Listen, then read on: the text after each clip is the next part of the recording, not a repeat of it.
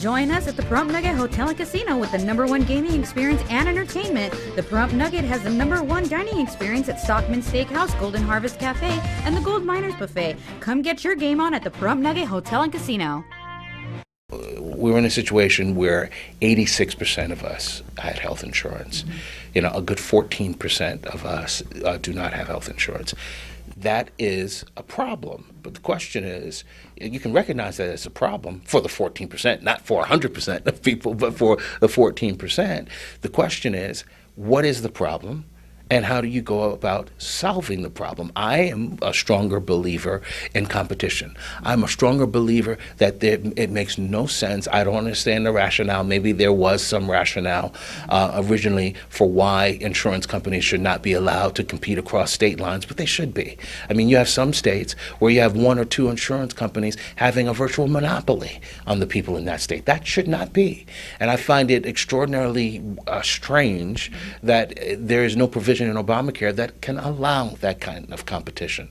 I also think something that's distorting the health insurance market is litigation.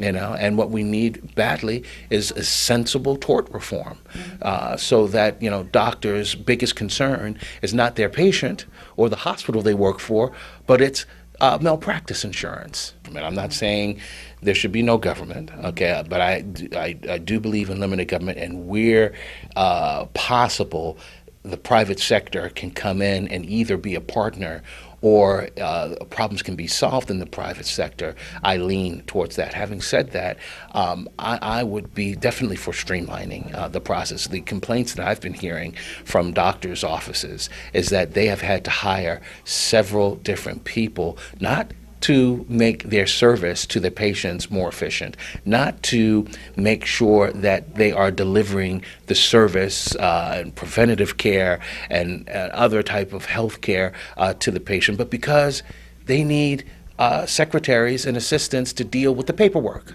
that these new regulations are forcing them to go through. I hear small businesses are having all kinds of issues with abiding by Obamacare. And this is just the tip of the iceberg. I think we've got Obamacare has got some severe problems that are going to confront the American people. And look, you have an economy that has just been limping along over the last few years. And I think that the economy is ready to explode positively. But the reason it has not exploded is because people are deathly afraid.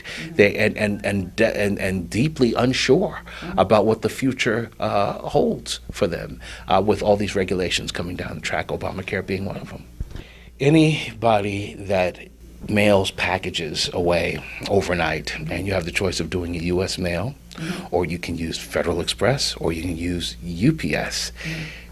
When you have options, okay, and you're not forced to be limited to using U.S. mail alone, that gives the consumer more freedom, more choice, and it forces the providers, government and private, to be more competitive. That's how our healthcare system should be as well.